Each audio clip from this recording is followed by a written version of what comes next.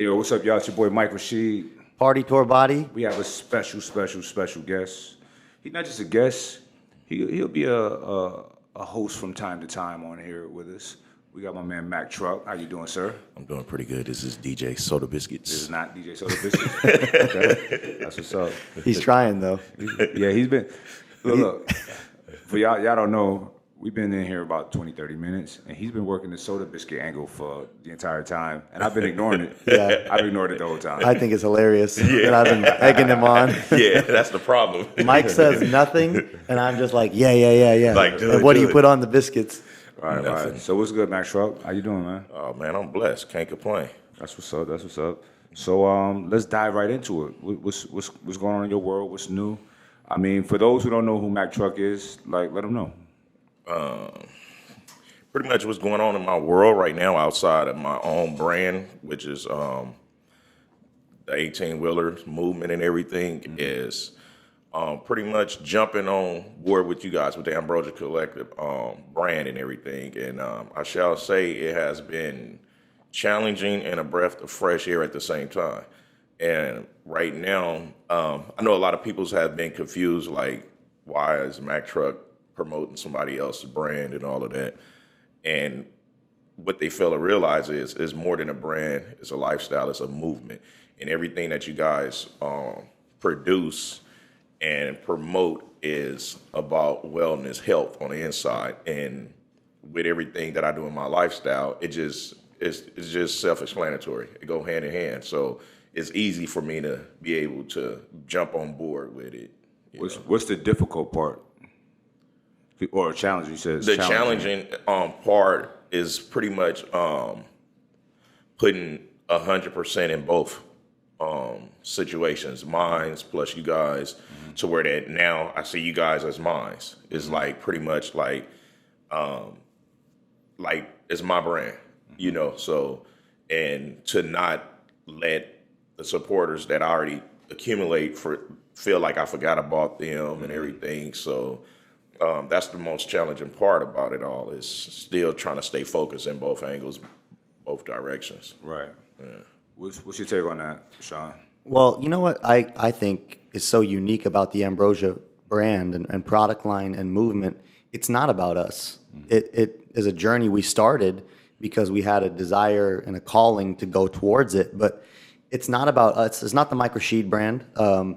Mike Rashid is a prominent face of it, but it is a movement of its own, just like you said, Mac. It's a desire that we have that it just manifests in some products, but that's just a house for the way we feel. Right. That's what Ambrosia really is. That's why we're able to go in so many different directions, because we're not loyal to a certain product or a certain formula. It's all in the spirit of trying to get better and improve, and that takes us places and brings us with people around us and makes people want to walk next to us. We're cutting a path that doesn't exist right now. We're not making the shit that everyone's making. We're not making fat burners and pre-workouts. We're doing things and coming up with ideas and tactics to revolutionize the way you live your life, to optimize the way you live your life. And that is challenging because we're not selling these categories everyone knows. All we're trying to do is win business that is already out there. Right. We're bringing new stuff to the table and new ideas to the table. But we're glad to have you as part of it. Oh, yeah. Yeah, for sure, man. To me, you're refreshing to me because you're just real. You're just you. You know, you're authentic, and I like authentic people. And you know, a lot of people I don't like when people are not themselves and they try to hide certain aspects of who they are. Right. It's like, why are you doing it if you got to hide it? Yeah, You know why what I mean? you ashamed of it? So, and here's the thing, like everybody's so judgmental about so many things. Right. When you just put it out there, like it is what it is. This is me. What can anybody say? Right. And you give your reasoning, which is valid to you, on why you are who you are and what you do. People are like, yeah, I guess that's true. Right. You know what I mean? Right. It's like there's nothing wrong with that. That's living.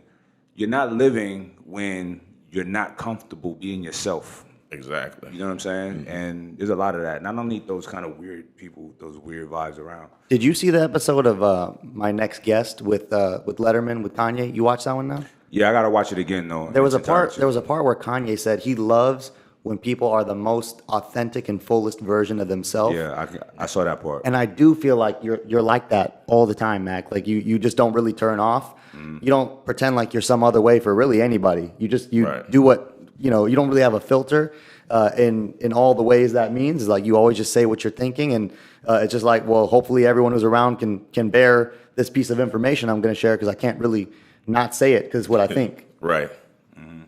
Yeah, it's some refining to be done with that, though. We've talked about a lot of that, Right. because I find a lot of similarities between us. And however, I found that me being 100% me all the time has gotten me into trouble at certain times. So it's not that I'm always me, but now I'm more cognizant of everybody around me. Right. And how things are perceived. Because here's the thing, I talk about this a lot. Like life, it is about change. People say, in a relationship, when I was just starting out, well, I don't want to change you. The girl said that, and I was like, no. I should change for the better because you're in my life now. You know what I'm saying? So I'm concerned with how you feel. So if I do this, boom, boom, boom, like that every day, because I've been like that alone. Now someone's in my world, I can't, and boom, step 2 bothers you. I got to change that, modify that. Right. I can do it. It's not an issue, It's just finding a common ground. Right, exactly. So you are, for those who don't know, you're a bodybuilder. You are a fitness influencer, right? Right. Let's talk about your bodybuilding journey, like what you've done. Do you have plans on continuing? Like what's going on with you with that? Well, first, when I first got into the whole bodybuilding and everything, I think I was like 6, 7 years old, and How old are you now? 40. 40. So you've been training for over 30 years. Yeah. I think I seen pictures of you as a buff ass baby, buff toddler. Right? How old were you in them pictures you showed us? Can you show us some pictures? Yeah, I was 6. It's fucking crazy. Yeah. Genetics, man. Yeah. So, Have you seen those pictures? No, I haven't. It's Nah. fucking crazy.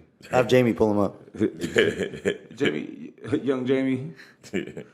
yeah. So then when I went to like middle school, back then, we was in school. They had classes that teach you about body anatomy, working out, weightlifting, and all of that. They So taught that in your school? Hell yeah. Damn. Yeah, so I transitioned from junior high with it to high school. Arnold was your teacher? Nah, he was plastered all over the walls. That's crazy. Yeah, and then high school. Where'd you go to high school? I went to a couple. I went to Washington High, where I actually graduated But from. where are those? L.A. Yes, I went to L.A., schools in L.A., San Pedro, and Orange County. So you're born and raised in Southern California? No, No? I'm raised in California, but I'm born in St. Louis, Missouri. Okay, got it. So, I went to San Pedro High. Then I went to Magnolia High out in Orange County, and left there. Came back to L.A. Graduated Washington High. So, and that whole time I always been into bodybuilding, always. And we have shows, and then the shows got canceled because the principal didn't like the fact that we taking our shirts off, taking our pants off on the stage. So they Is canceled. that it. what bodybuilding is? She didn't care. She wanted y'all to 'cause the chicks, do it in pants? Nah, because sweatshirts? nah, we got carried away. We'd walk around school with no shirt on. Oh, y'all tripping. Like doing class So y'all hours. fucked it up. Yeah. Were these like actual events, or they were like impromptu? You guys were just doing it like a game of pickup basketball? Nah, it was a part of the. It was a program. That's It was crazy. yeah, it was a program. Like after school? After school was the training in the class and then everything. That's fucking crazy. 6 period on to like maybe 5:30 at night. So I was in Earth Club, Earth Advocates. We went around and picked up trash. You guys were doing bodybuilding shows? Yeah, if I saw you, I was in a chess club. Yeah, Mac would have probably beat up my club. yeah, it'd have been a problem. I was in a chess club with like three other people. Damn. All right, so anybody from back then, from any of your classmates, are they still in shape? Are you in touch with them? Yeah, I go like to the alumni picnics and everything, but nah, I'm like the only one. And That's crazy. like every day, somebody from school is reaching out like, "Oh man, I need a trainer." I'm not a trainer. You know, that shit bothers me. Like, it'd be people from high school, like I haven't talked to in forever, just hit me up, like, oh, you in town? Hey, I need a trainer. How much you charge? I'm like, get the fuck away from my life. You know what I'm Right. saying? What are you talking about? Like, you really think I'm gonna come train your fat ass? Like, Yeah. come on, man. You know what I mean? They just assume, they get in touch with you, and then they assume because we've known, this is the That thing. we went to school. We've known each other at some point in our lives that we tight. And Yeah. you know, I had a dude, this is no bullshit. This is in Arizona. There's a dude that I knew. I ain't gonna say his name, but never had a problem with him. He's a cool dude. Soda biscuits. He's not Soda Biscuits. I don't know anybody named Soda Biscuits, and neither do you. Stop it. Stop it. We need to call Arpy. She have a client over here, Yeah. a little patient that got loose. Yo. You don't want to give this guy 2 scoops of mental jewels. He called us. He called us and talked to us for 2 hours about what was going on in his head, and there was nothing. Look, we wouldn't stop the conversation because it's fascinating that he kept going. I'm Yeah. like, let me see how long it's gonna go. Hey, it was crazy. So check it out. So the dude was somebody, an acquaintance, somebody I would see out and about, right? Years ago. So, and it was always cordial. So years go by. I moved from Arizona. I'm in Cali about 5-6 years. Moved back to Arizona, 2014. He hits me up. Now keep in mind, during that time, I had, you know, a lot of y'all know about some of the court cases that I had and life-changing events. So I went through like probably the lowest and darkest point of my life, you know what I'm saying? And the people that I love and that loved me was there for me and there with me the entire way through, before, during, and after. So there's a wave of, I know a lot of people, but I don't know them. They're not my friends, you know what I'm saying? Right. So this guy like hit me up, and I guess he started like a little t-shirt company, right? So like, what's up, bro? I'm like, hey, what's up, my man? He's on DMs. He was like, yeah, man, I want to Send you link up something. with you. No, I want to link up with you. Like, you know, let's meet up. I was like, all right, well, what do you want to meet up about? He was like, you know, maybe we could talk about, you know, I could pick your brain. We could talk about a collaboration, some kind of collab. I'm like, what kind of collab? He says, you know, you got your brand, I got my brand. We could do something together. I was like, we can't. We can't do something together. Because here's the thing. I said, basically, now, I don't judge people on their social media following, but you come into me with a business proposition, I got to look at that. Okay, you got 2,000 followers, maybe not even that. You got one whack design that you just keep posting over and over and over. I have no interest in that business-wise, so basically you want me to help put you on. Right. Because that's exactly what I'd be doing by doing a collab with you. Right. So I said, look, man, I said, you're not in a position we're not equally yoked. So this wouldn't be a collab, it'd be me helping you out and putting you on. I got plenty of friends that I would do that for first. Right. You know what I'm saying? And how important is that concept, not just in that situation that you brought up, but in general, the idea of being equally yoked?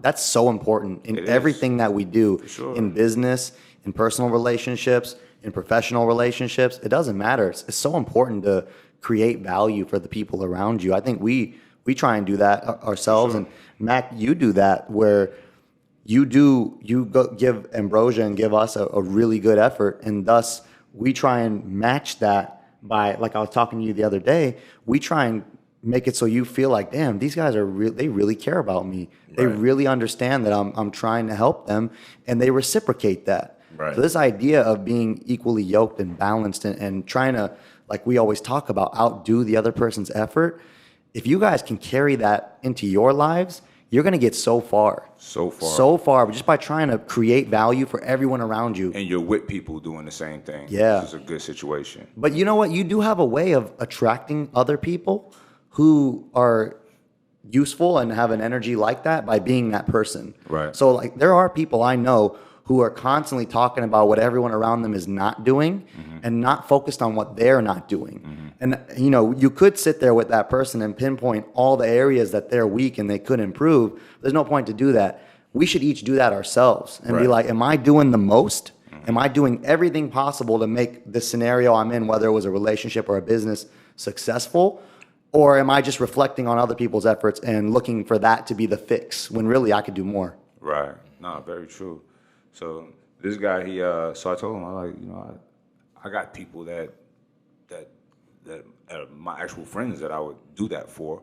Because I have no problem with just putting somebody on. No problem with that at all. Right. But I don't want to do it. So he was like, oh, okay, I see how it is. I was like, okay. I left it alone. Then he How said, it is. I wanted to ask that, but I didn't care enough. You know what I'm saying? Right. Right. So then he said, I just figured since we came up together, we can come up together. So where were you at when I was in my dark times? Hold on. I'm like, came up together? Like, what does that mean, bro? Like, just because I known you for X amount of time? Yeah. We've never even had each other's phone number, bro. Right. How did we come up together? When I was in the streets kicking up dust, you was not with me. You wasn't a part of, and I had a big ass squad. Right. You wasn't there. You wasn't even somebody's friend in or around hanging on. You know what I'm saying? He was that third in the chess club. Nah, he wasn't even in that.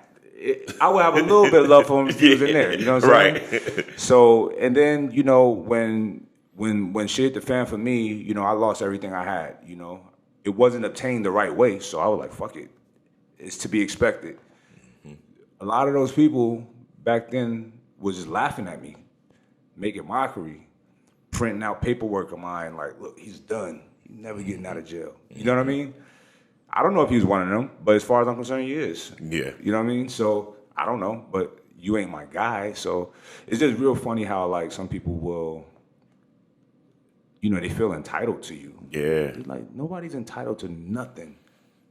Only people that's entitled, well, to me, is my children. That's what I was about to say. It. Yeah. Not even my parents. As much as I love my parents, I love them to death. My father's my best friend. I love my mother to death. But they're not entitled. Right. It ain't just because, What do y'all feel about that? Like, do parents deserve to be entitled to us?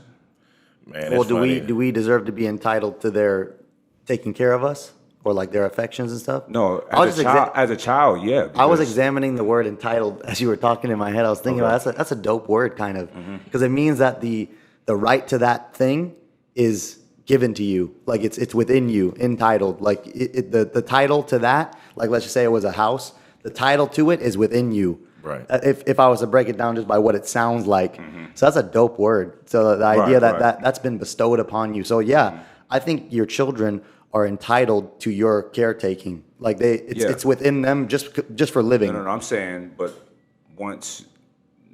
okay. Like we financially. raise our children. Yeah. And they're adults, and let's say they become successful or whatever. Are we entitled to some reciprocation? I guess that's a personal thing. I don't know about morally speaking, but I think my parents, for the trade-off of what they gave me, I would do anything, including sacrificing things of my own to make sure that they were okay. If it meant I had to have them in my house because there was no other option, definitely they're going to be in my house. If I had to, if I can afford to have them taken care of professionally, then I'm going to do that. But they're entitled to my love forever, for what they did for me. Yeah, I think so. Right. What do you think? Well, the way that you explain it, absolutely. That's just being raised as a good child, being a good kid to your parents. But far as financially, like I have a incident where my step pops, I bought him a 64 Thunderbird, right? So he was like, okay, happy about it. So then I started remodeling the inside of my house. Then he was like, oh, you remodeling the inside of your house? You need to start taking care of me. I'm like, huh? I said, I just got you a 64 Thunderbird. I would have been like, huh? Yeah, so Yeah, we went in a different direction with that one. I got to turn my hearing aids up. Like, say it again? yeah. So look, I was like, wait a minute, I just got you a 64 Thunderbird. He said, yeah, but you could do better. Oh, wow. So at that moment, that point, I started talking down to him. And, because he tried to take credit for all my work. I said, first off, what I did learn from you is how not to feel like I'm better than anyone, how not to talk down to a person, and how not to just judge. I said, because you do all that. You talk down on people, you think you better than folks, and you judge everyone. He got hot. So then I said, I'm going to take it a little further. I'm going to make him want to fight me. Because I'm like, now all them beatings, I'm going to be able to get mine in. But it didn't go that far. He should put hands on you a lot. Oh, yeah. No, I was very abused by both parents. So, yeah. That's probably why I'm not really close to people, because I choose to just stay to myself. But, it was terrible. But, I got through it. Did it get there where you wanted it to go? Well, it just made it bad for people's outside because I just took it out on them. No, I mean, did it get there? Like you said, you wanted him to fight you? It didn't because he knew. He Sean, knew already. He was praying for that story. He was praying it. Just, I thought you killed him. Yeah, like he was waiting, like, oh, he dropped pops. But yeah, like, nah, so it didn't go that point. It didn't go that far. And Bro, I everything. can't even fathom anything physical with my parents. Like my father punched me before in my chest. Yeah. You know what I'm saying? He thought I was trying to stand up to him, and I wasn't. I was trying to leave. Like he was standing in front of me. I had to stand up so I could. So yeah, I stood up. He like, oh, you a man? right in the chest. Sat me back down. I was like, what are you doing? So I was like, I'm trying to get out of here. I just eased around him and left. But I would never in a million years even think that. And my mother, and I have a stepmother too, who I love with all my heart. You know what I mean? My mother, I got some dope people in my family. You know? They gave me a lot of, my mother made me really strong, and she gave me a lot of love when I was really young. So did my grandparents gave me a lot of love and structure, and my stepmother gave me just love. She taught me unconditional love. You know what I mean? She taught me just pure love. I have not one negative experience with my stepmother. Not even she getting on my nerves. None of that. Not one. Wow. No negative feeling or emotion ever since I've known her. And she's been with my father probably 30 years. You know what I mean? That's amazing. She's an angel. She is an angel. A little bit of death. And my father, he gave me a lot of all the man rules. Like, you know, he's always been there in my life, but in a bigger capacity as I started becoming a young man. And it was like good timing. And he helped scope me and mold me and, you know, gave me a lot of solid shit, you know what I mean, that I see a lot of people don't have. Don't know how to deal with people and their wording shit, no eye contact, and just, you know, man shit that a lot of people don't have. You got to be taught that to a certain extent, or either you got to be smart enough to learn from other people's. Right. You know, I got a lot of shit on my own, though. A lot of shit on my own. But they gave me a dope-ass foundation, you know? I mean, both of you guys as fathers, you've already had this experience and I haven't, but it's one of the couple things that I want to do in my life, you know, before I die, is to have that experience of being able to essentially program a little human. Yeah. You know, see, Sean, it's funny you say that because to me, that's the best part of being a father. Yeah. It's like I got the opportunity to possibly create the next Nobel Peace Prize winner or president or whatever the fuck, good person in society. Yeah, you get to take all the things that you figured out in your life. It's giving me chills right now, and get to try and pass them on. Right. Hopefully with someone else's help too, you know, for sure. With your family and your parents and, you know, the significant other, the mom of the child, you get to try and do better than what's been done for you.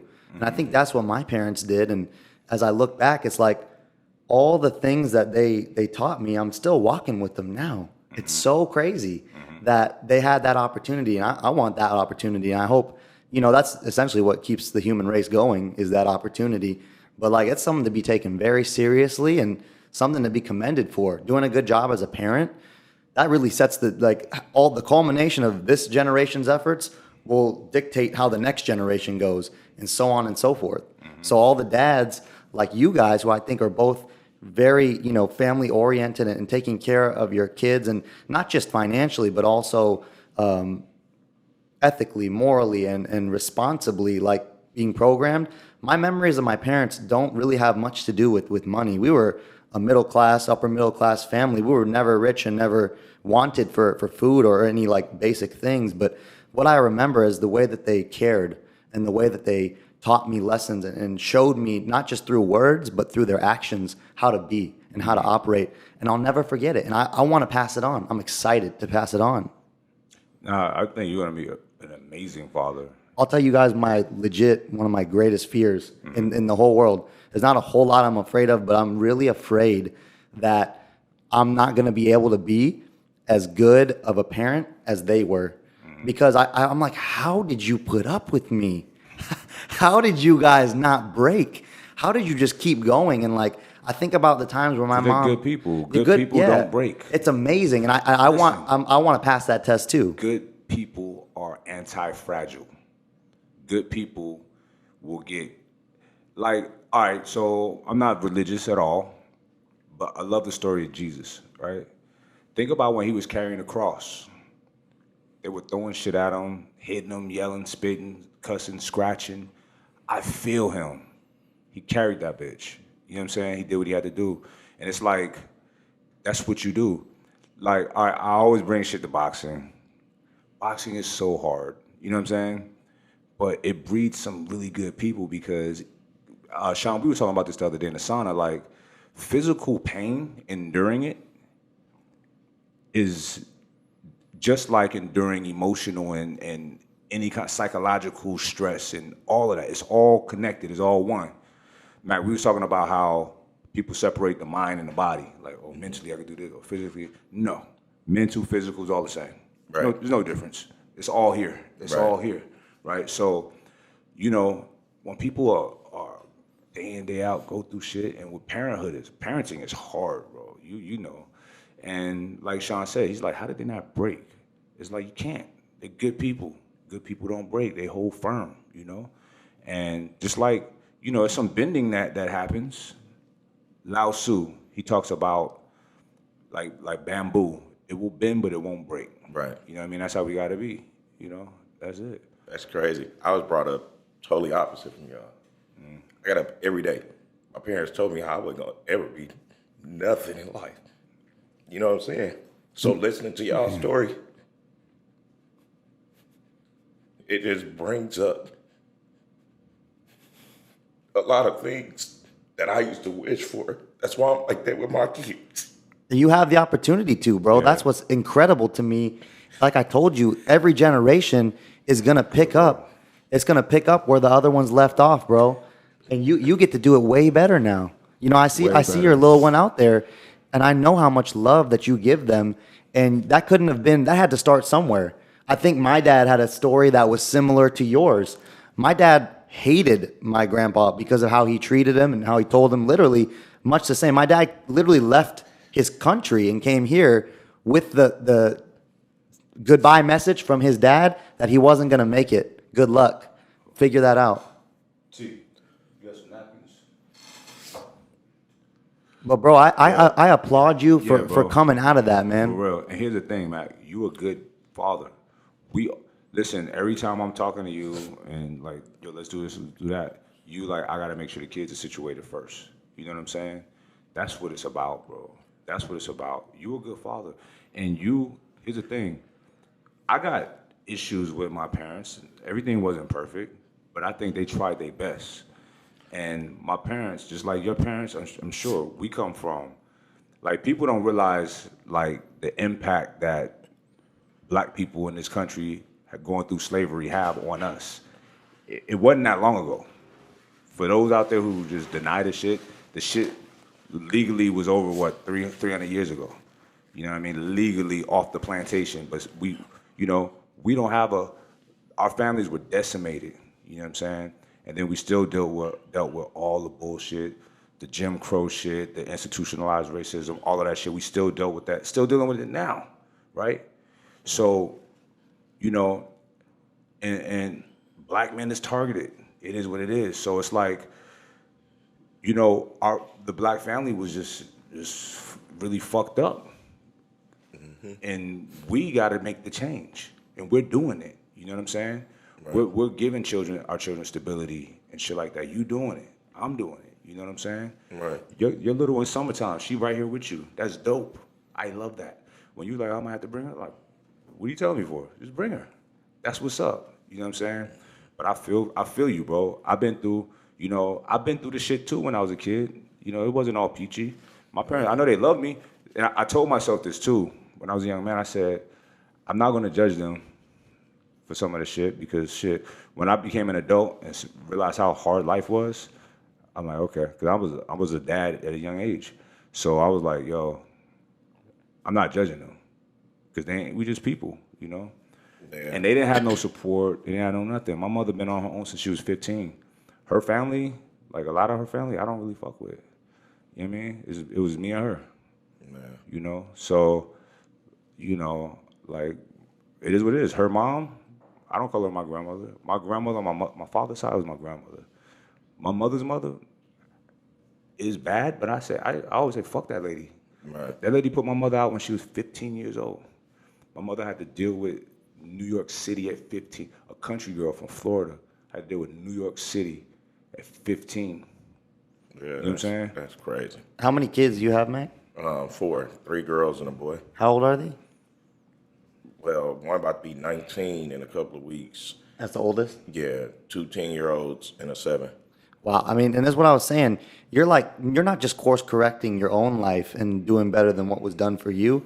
You're like, those 4 are going to have waves across the next 200 years. So like, it's a beautiful opportunity to make it better immediately. And their lives will never be like how yours was. You know, I hope and pray that they have everything that you didn't have. You make sure they have it. And not just money wise, like I said, but like the memories and the feelings, you can give that to them. And I'm sure you are based on what we know. Right. And love. Just love, bro. You got it. You. I know you're good, bro, and your kids are good. Yeah. You know, you keep a tight niche. I mean, your baby mothers are all tight. Y'all all train together. Like, Right. that's beautiful. That's dope. This is not the 1920s when, regardless of what, everybody stayed together regardless. Right. You know? Like, I remember when I thought about ending things with my kid's mother, I talked to my stepmother, and I just respect her opinion over most people. I was like, she was like, do you love her? I said, I do love her, but I'm not in love with her, you Right. know? She said, well, baby, you're going to be a good father. I didn't want to break it up because I didn't want to fuck up the family. Right. But she said, this is a new day.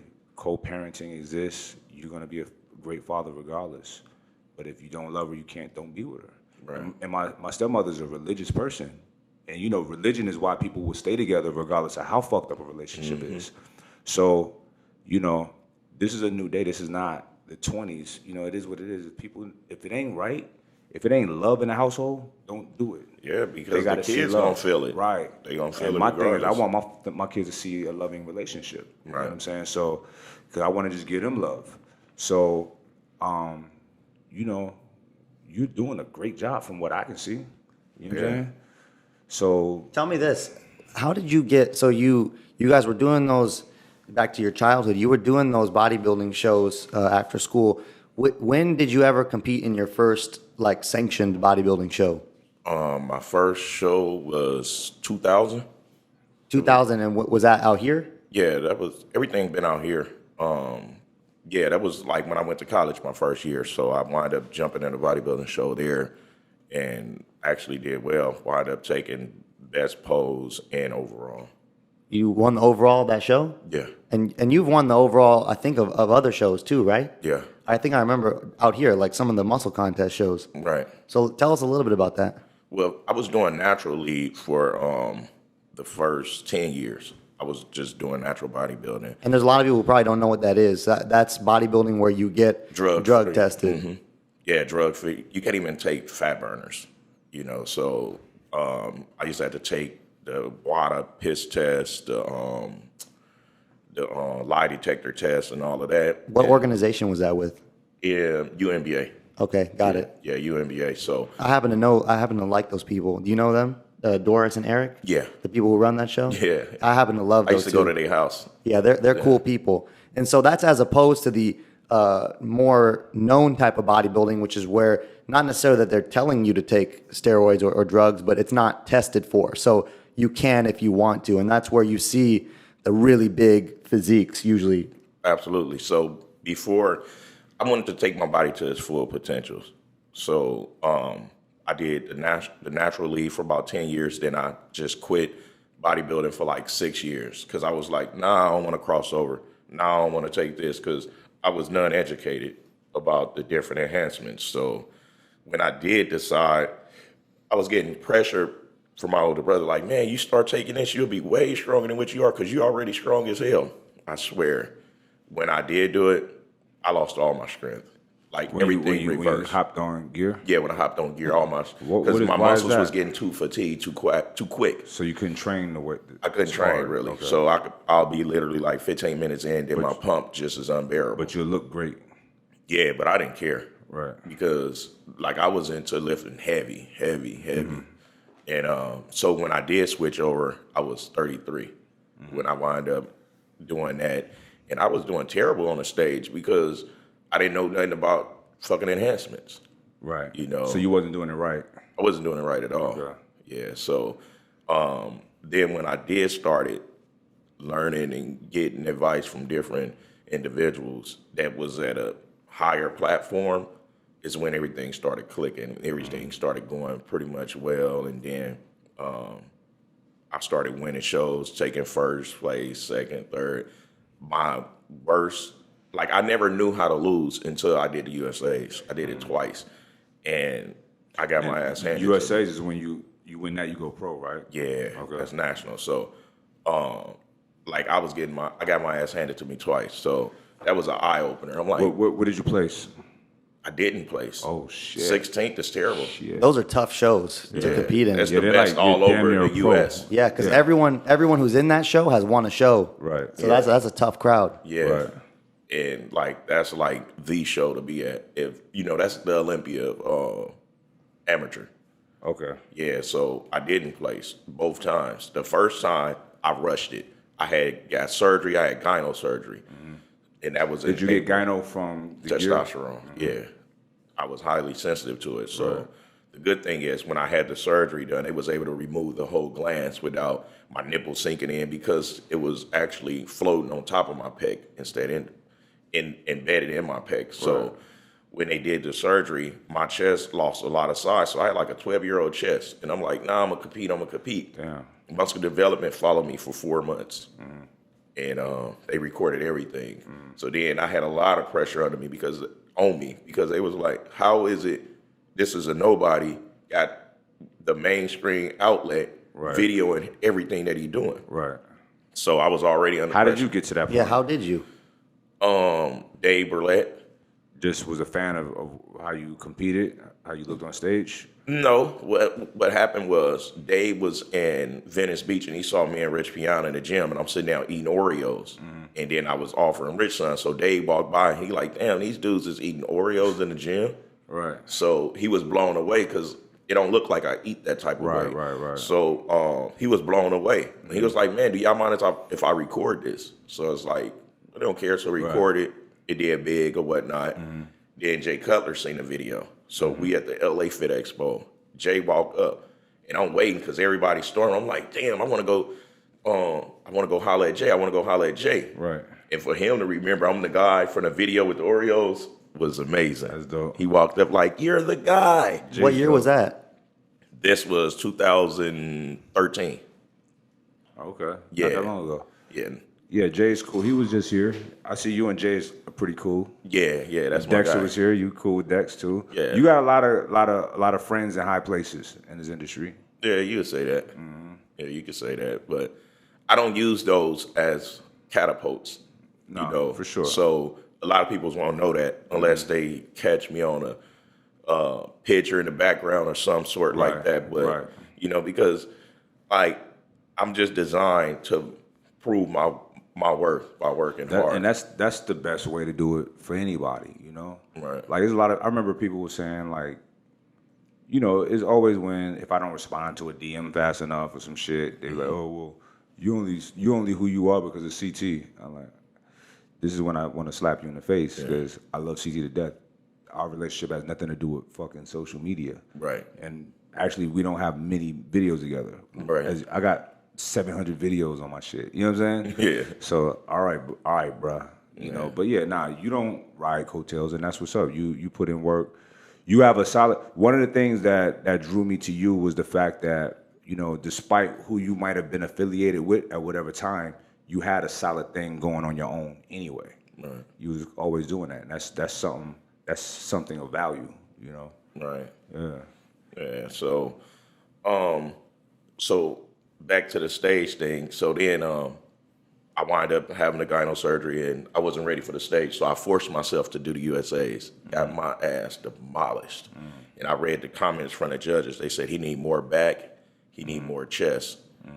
So then I started working on back and chest. I knew I needed more chest. So then the following year, it was like, he need glutes and hamstring. I'm like, how the fuck do you, like, I'm a man. Why do I want a big ass, right? So I didn't know nothing about it. So then right then and there, I said, you know what? I'm cool. I'm going to do the Ferrigno, and I'm done with the stage. I did the Ferrigno, and my intestine came through my groin on stage, prejudging. Excuse me? Yeah, that shit was What? crazy. Let me turn my hearing aid up. Say that again, Sonny. What the fuck? Yeah, my intestine. Was that a hernia? Yeah, it was a hernia. Oh, shit. So my intestines came through my groin on stage and prejudging and everything, and I didn't know what the fuck it was. Did it hurt? It felt like I never been shot before, but how they explain it, I felt like somebody was in the audience and just took a pistol and just hit me. So I went to the back, collapsed and everything, and I was trying to get my body to function.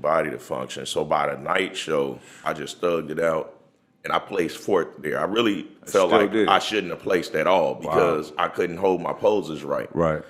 And but that package was my best package, and I think if I wouldn't have got a hernia on the stage, my body would have reacted a whole lot better, and I'd have won that show. But right then and there is when I said, you know what, I'm done. So it's been about 2 years, and now here we are, and I'm like, I'm about to get back on stage. You got the itch. Man, I got beyond the itch because the main reason why I want to get on stage now to get that card, and why I'm going to get that card is because I feel like if I get that title, it'll look a whole lot better with not only my brand, but the Ambrosia brand, because I'm always speaking, oh, healthy on the inside, yada, yada, because I can show them, like, you can take your body to the limit and still be healthy at the same time. Right. Yeah. So you are very open about performance enhancements, but you're very responsible about it, right? From what I understand, you come off, you make sure you get your body healthy, right? So do you do, because I hear a lot of guys say that when they off, they say they off, but they're really coasting. Oh, they cruising? They're still on it. Yeah, cruising. Nah, I'm coming off. So you come all the way off. I'm coming off. Okay. What I do, not to cut you off, when I do get off, I'm taking growth hormone. And I drop down to 2 IUs of growth hormone like every other day. So I keep my growth hormone levels up there. Far as testosterone levels, I don't feel like when I go back to being a normal person, back down to 200 pounds, that it's like my test levels is off. Like I still be good. So when you're not on, you're way lighter. Yeah, I'm a smaller version of what I am now. Okay. You know, so I'm down to 200 pounds, maybe 198. Wow. Versus what right now? 222 right now. And because I got to grow into the show. I was never the type that can put on off-season weight and cut down. I always grow into the show. So I'm going to grow up to like maybe 240, and before I touch the stage, drop it down to around 224, something like that, just to weigh in to where I could be the top of the heavies to spill over to 236. You always look bigger. When you tell me your weight, you always look bigger than what you say you are. Right. You know what I mean? That's, I guess, the roundness of the muscles and whatnot. That and really small joints. I have women wrists. Like my wrists are small as hell, ankles small. So women wrists. Yeah, like Is that why your shirt say "Hit Iron Not Women"? Yeah, it goes with the wrist. That's what's up. Yeah, so like I think that got a lot to do with it. I like the shirt. Oh, yeah. Why did you find the need to make a shirt like that? Because when I was younger, I witnessed my mom getting beat, my aunties, cousins, like a lot of women's getting beat in the family, and I could never do nothing about it. I was young. Yeah. So once I got of size to be able to do something, I said I'm going to use my platform instead of using the violence, because if I put my hands on them, they still going to wind up being with the dude. You know, then they're going to be mad at me. Like, why you do that? Why you do that? Like, he was beating the brakes off you. That's so frustrating, too, you know. We've been hearing a lot about it in this industry, you know. Some of it hit home with me, you know, and it's something I don't understand. It's something that really, really frustrates me. Look, women we protect them. Supposed to. We protect them. What are you talking about? We supposed to. This is a woman. Yeah. But, you know, these little boys, Too much I estrogen. see it like, what I gather is like, you feel so powerless. You can't intellectually get your point across to a woman. So the only thing you can do is physically control and do something. And Tear hit them down. Scare them and talk louder and goofy shit like that. Right. You know? What is that, Sean? What kind of person is that? What is Beyond insecure. Insecure is a compliment to them. It's got to be. It's worse. In my opinion, it's just worse. It's the worst. Biscuit. You know, some people. not a biscuit. Yeah, there's no soda biscuit. No soda Yeah. biscuit. A lot of people actually think or have the idea that weight training makes you more like that. And I think that's not the case. I think, like we talked about, this physical pain or stress that you may put yourself under, I think it makes you more even keeled. Right. It makes the stresses of life more Easy to deal with. palatable or able to be dealt with. So I dispel that notion, because some people think guys who are big and muscular are aggressive and have anger problems or temper problems. I think that might be more related to substances that they might use. And I don't necessarily just mean roid rage. They take, it just so happens that there's a crossover when guys use steroids. They also sometimes tend to use other drugs too. Recreational cocaine, Yeah, meth, cocaine, all that shit, other yeah. things among them. So they may have chemical imbalances that are caused by those things, or that they were born with that haven't been treated. Because I do think what's interesting, I talk about this with Arpy. My girlfriend's a psychiatric nurse, and so she has a lot of opinions about who ends up being in the bodybuilding or disordered eating groups. And they're usually people who are looking for control. A lot of times that it was something that they could control because it's our body, what we eat and what we do with it, we can decide. So in a realm where, like, let's say you grew up, Mac, where you feel like you don't have a lot of control over what's going on around you, Right. and it's not very positive, that's something that really no one can take away from you. And so they might gravitate there. I'm not saying everyone's like that. I feel like we're all very even keeled, but some of those people might be the ones who are taking these actions. They've been like that, and then they get elevated to a certain point. Their normal characteristics have been elevated and exacerbated to where they can get away with it, and then you see the all bad outcome. Yeah, and then they, one in particular, I'm not gonna put any names out there or anything, but the guy is like, I've never done this. I'm like, just you be better off just not saying anything At all. because it's so strange. It's like you've hurt people, multiple people, right? Look, it's not one isolated event that someone's, and it's not because they're jealous. It's a track record. It's a track record. It's pictures. It may not have been convictions, but there have been police called and restraining orders placed. That is a fact. Right. You know what I'm saying? So Messages. Don't come out. Oh, I didn't do anything. I just talk aggressive. Get the fuck out of here. No. Little boy. No. You know? I want to make these dudes uncomfortable. Every chance I See, get. that's the thing right there. Like, I think if some of us men that's totally against it, if we apply the pressure to make a grown boy feel uncomfortable, they will have no other choice but to either fix it or just go hide. And here's the thing, bro. There's a gossip YouTuber out there trying to interview me about this shit, right? And I'm like, I don't do that. I'm not going to do that because my life is real. This is real life. Right. Furthermore, I'm not going to do things to push them in a more dark space by talking about it publicly and putting their name out there and all of this shit, right? Right. So the only reason why I even would kind of address it now is because this person really tried to reach out Right. to get like, hey, please don't say nothing about me to the victim, and I'm like, get the fuck out of here, bro. Yeah, you got it something hit to home. say it to me. Right. Leave It her hit alone. home. But anyway, but I wasn't down to do that. Put the shit out there like that because it's a real problem. That person needs help. Yeah. You know what I'm saying? I agree. You're not a normal mind. I feel like we're all pretty normal minded people, and that's something that we couldn't fathom doing. Right. This person needs help. It's obviously a sickness or something. So let me not chemical imbalance. make it worse, But But yeah, it is what it is. It's very unfortunate, and people need to stop being, you know, if you know the shit exists, don't be cool with it. Right. Because these people won't change. Yeah, like They won't change. Nothing's going to change. Yeah. Everybody, still liking their posts and shit. I see turn a who's, blind eye.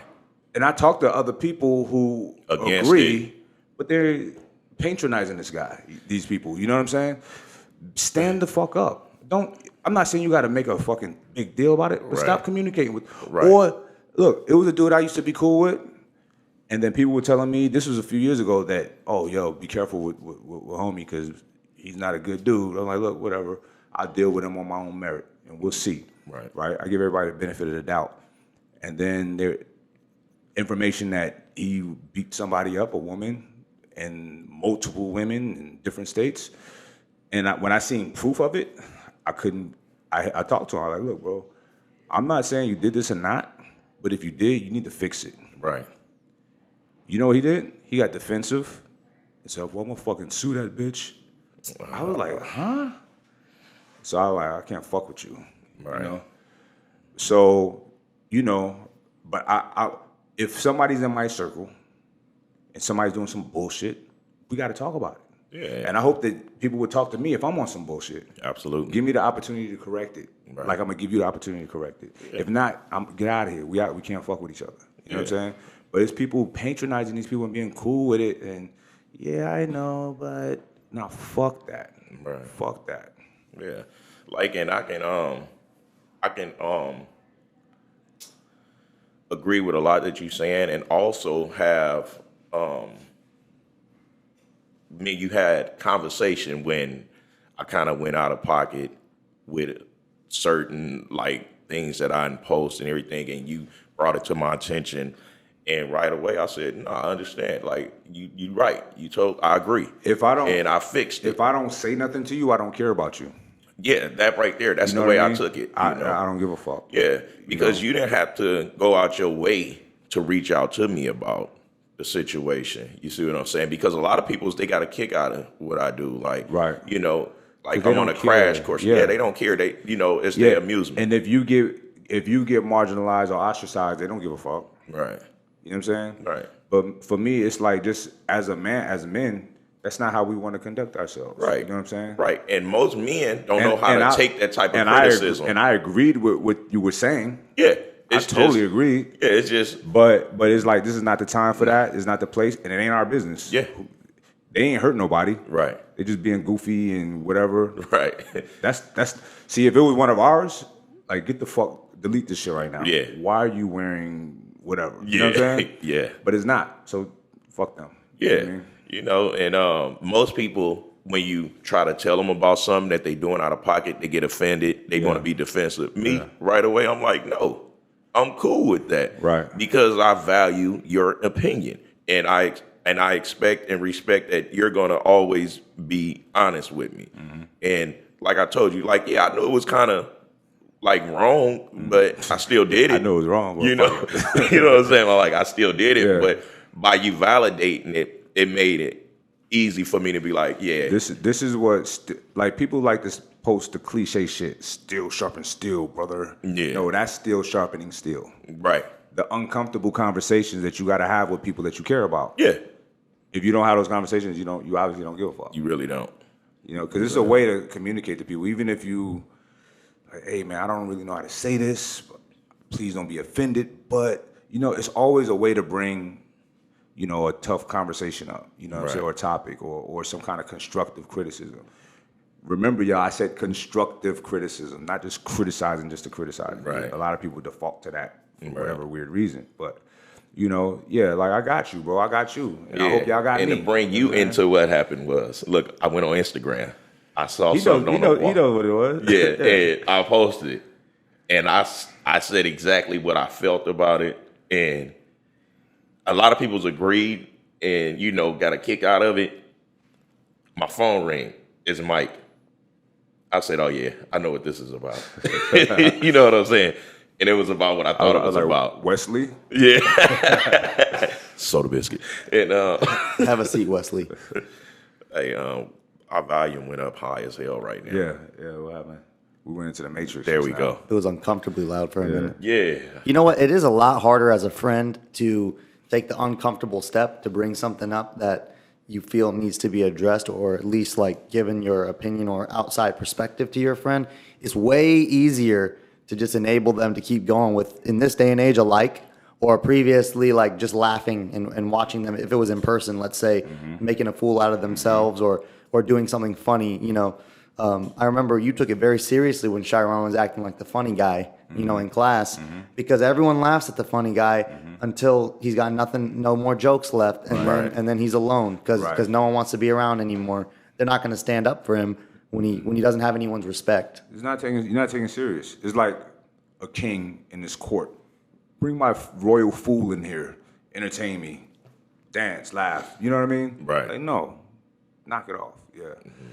But that's what's up. So, all right. So Mac Trucc. So you are stepping back on stage. Yeah, I'm actually going to be. What show is this? It's going to be the Master USA's. Master USA's. Where is this and when is it? Is out here. It's going to be in California. Culver City, December something. Okay, so before the end of the year, we will have a new IFBB Pro bodybuilder.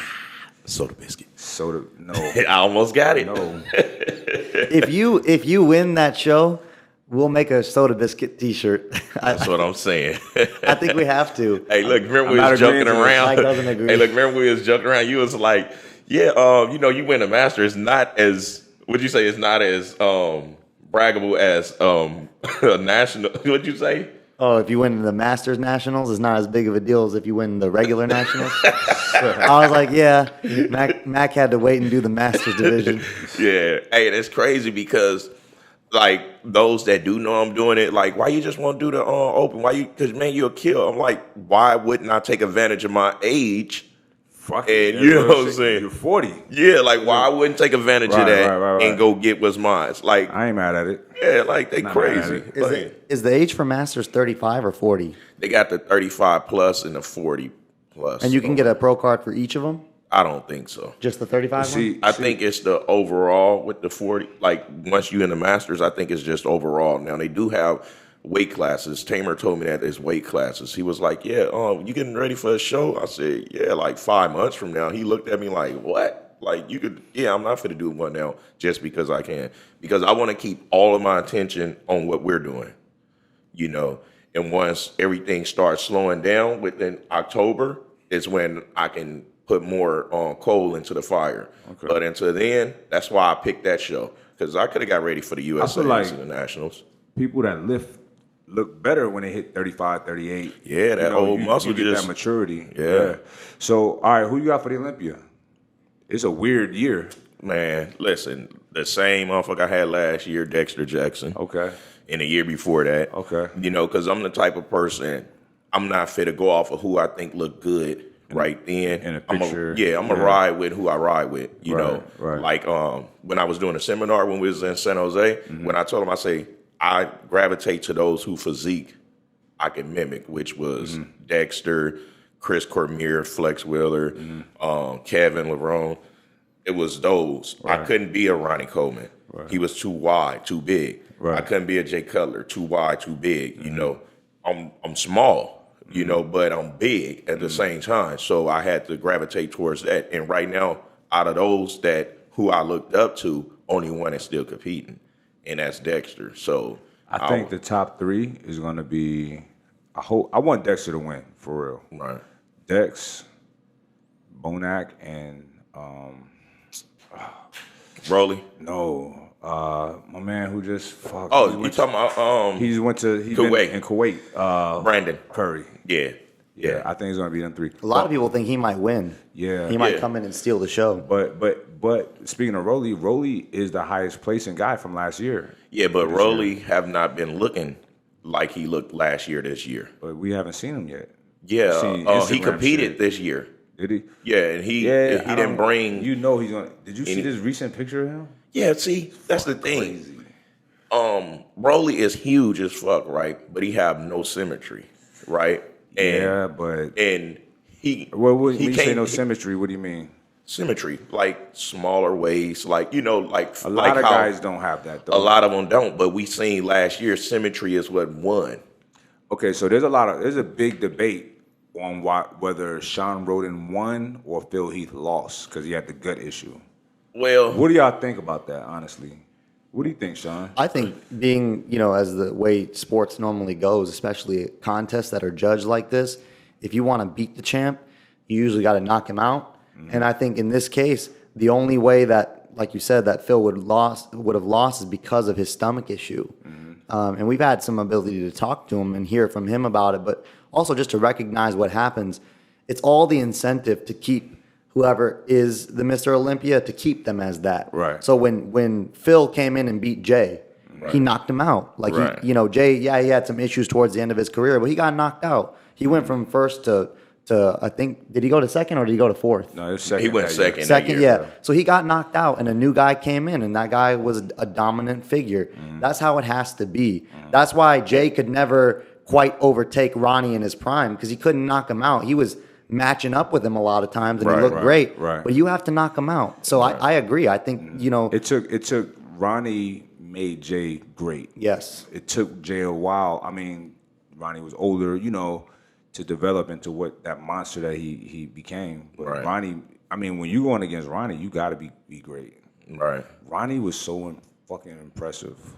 Good Lord. Them two battling it out. I'm so glad that that's when I started working out, and I was starting to get really serious about it. That was so motivational to see those two always going at it. It was exciting back then.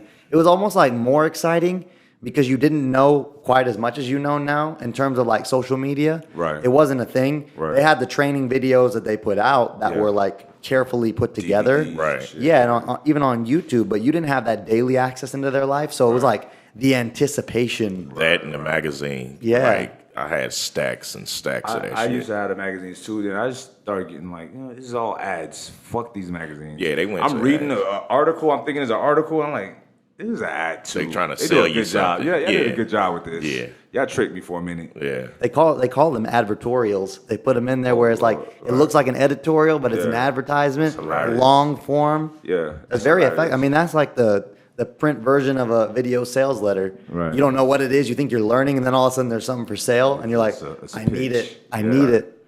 Yeah. And people, look, listen, I've been in a lot of places where people bring me magazines. When I was locked up, people bringing me magazines. I'm the only guy in shape. Like, should I get this?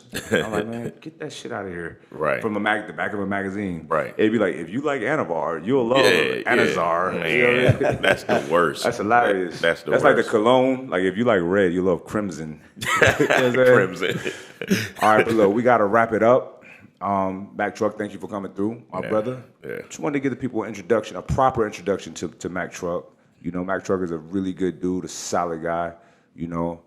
That's why we rock with him. I try to connect with just good people. Right. And you good people, but I don't care what they say about you. Oh, damn. What they say about me? You my play cousin. That's what's up. Well, here's what they say about you. When we were having Mac Trucc, I'm gonna leave it at this. When the last expo. we announced that Mac Trucc was coming. My phone blew up. I got calls, texts. I got a fax. I haven't got a fax in years. They said He didn't get a fax. Yeah, I didn't. I did get the other modalities of communication though, and they were like, "Wait a minute, Mac Truck's coming. Is this going to be a problem?" And I was like, "What do you mean?" Who said that? Everyone from the Fit Expo, like 3 different people, Really? emailed me like, "Is it going to be? Do we need extra security for Mac Truck because of what happened with Rich? He had that one. That was so long But ago. the thing is, I know, but that's what they remember. They started letting me get my own booth. So y'all already know I'm not going to be a problem. Yeah. And they would still follow me around the fucking expo when I just want to come spectate. And they have any suits on, like they're following me around, making me uncomfortable. And they didn't look at the fact that this is a much bigger guy than me talking down to me. What am I supposed to do? Like, oh, turn other cheek? No, not where I come from. You get down where you mad at. Now, Martin the Luther King said, situation. don't turn the cheek. So Yeah, don't turn the other cheek. So the situation and the environment. Sean trying to did he really say that? I don't think so. That'd be more like what Malcolm X would say. And so the environment and situation, it wasn't a good setting. But at the same time, I feel like how Rich slapped Jason Januvo at the expo when he was apologizing to him for trolling him. Oh, we got a slap box. We got a slap box. And what people fail to realize is me and Rich were friends. I called him when that happened. And he like, man, I really wanted to hurt him. I just wanted to hurt him.